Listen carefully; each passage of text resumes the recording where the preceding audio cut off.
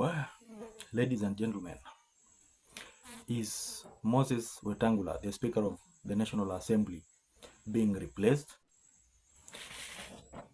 Yesterday, there was a headline on the Star newspaper which said Raila Odinga was pushing for bigger stakes in William Ruto's government.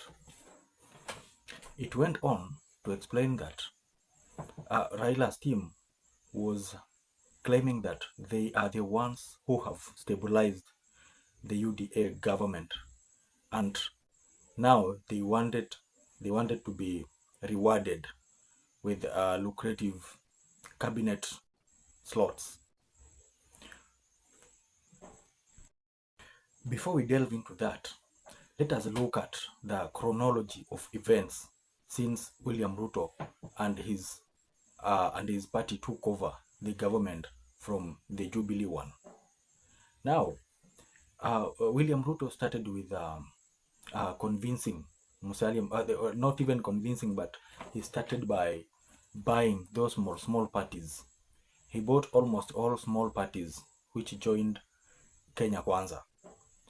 And not even Kenya Kwanza, most of them joined UDA. They were broke down and merged with UDA. Now, there were only two parties that were giving him a headache. That is the ANC for Musalia Mudavadi and Ford Kenya for Moses Wetangula. Now, as he continued pressing on, Mudavadi bowed to that pressure and agreed to merge his party with that of UDA. But one person, Moses Masika Wetangula, refused totally to merge his party Ford Kenya with UDA. Ruto kept quiet, but it's not that he had forgotten about it. Now, things are coming to resurface again.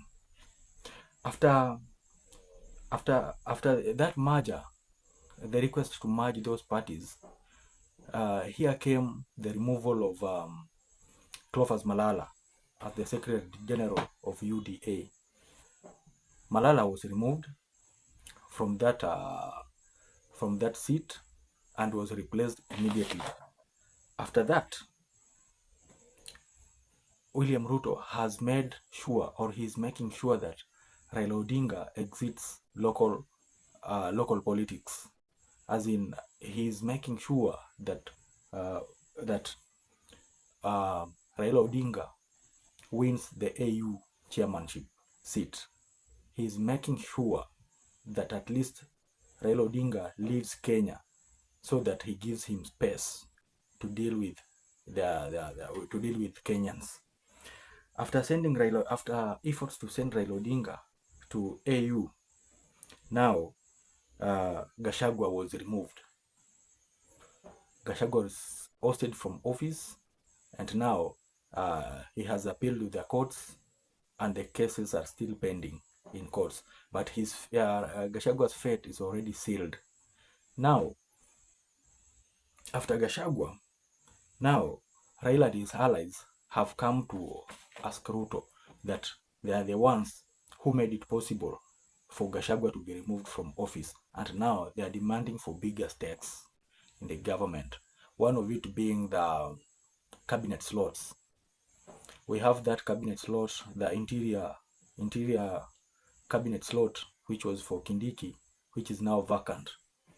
Now ODM wants to be given that slot for interior, and other permanent secretary slots that had been filled by people who were brought by the former deputy president Gachagua. Now, as you look into this chronology of events, it shows clearly that William Ruto is somebody who is using divide and rule tactic. He's eliminating one person after the other, removing one after the other, until at long last he'll remain with people whom he can manipulate. Because if you look into the people who are remaining in the political space in Kenya, it was only Rigathi Gachagua who would give him headache.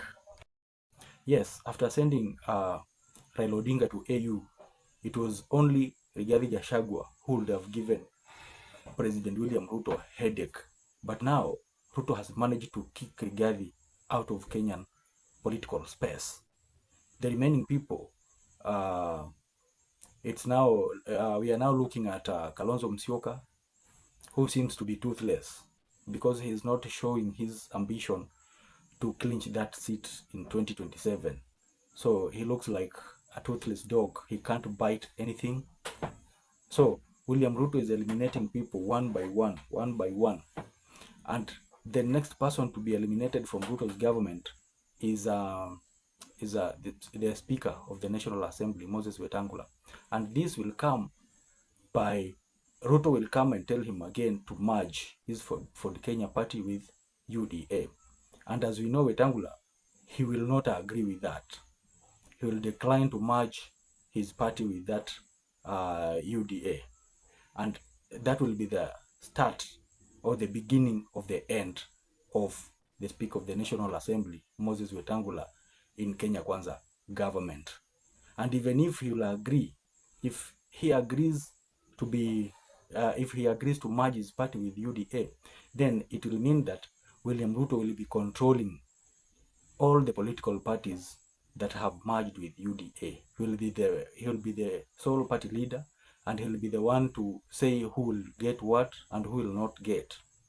Now, other news from the Star newspaper says that if Rarieda, Member of Parliament, Otiende Amolo, will replace Speaker Wetangula in Parliament, in National Assembly, he will be Wetangula will be given a ministerial seat to be a cabinet secretary for foreign affairs. And as you know, he once was in that seat some years back.